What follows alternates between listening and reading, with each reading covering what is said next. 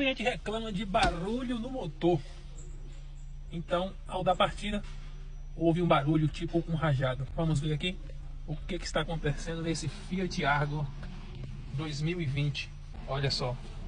No aparelho, o scanner dá essa falha de sensor de posição do comando de válvulas. Vamos dar partida aqui no motor.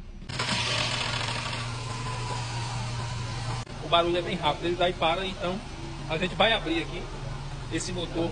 Acompanha aí o defeito e a solução desse problema. Desmontamos aqui o motor do Fiat Argo. Vou mostrar para vocês aqui um detalhe bastante importante. Olha só, o motor desmontado aqui, a parte de cima e a lateral também do motor. Vou chamar a atenção aqui para esse verniz que vai criando aqui, ó, em todo o motor. Todo esse verniz vai criando devido ao óleo. Essa polia aqui variável, ela é alimentada com óleo, trabalha com óleo sob pressão. E com a falta de óleo causa esse barulho. Cuidado com esses veículos modernos, motores modernos. Não deixar faltar óleo, trocar no tempo recomendado, quilometragem recomendada. Nesse caso aqui, nós vamos montar, limpar isso aqui tudo, montar tudo de volta e funcionar o veículo. Kit corrente comando montado.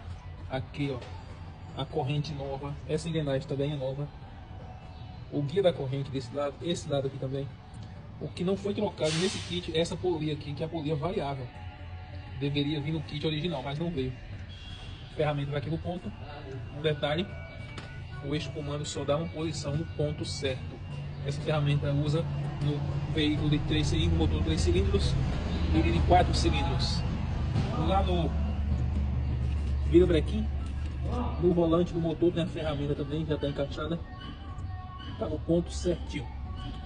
Agora é só montar o acabamento aqui, parte frontal do motor, tampa de válvulas e funcionar o veículo. Motor montado, tudo certinho. Vamos dar partida no motor agora. Vai. Perfeito. O barulho simplesmente desapareceu.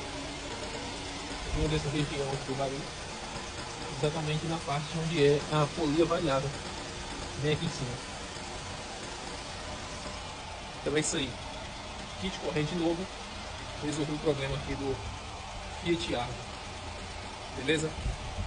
Gostou da dica? Segue para mais dicas como essa.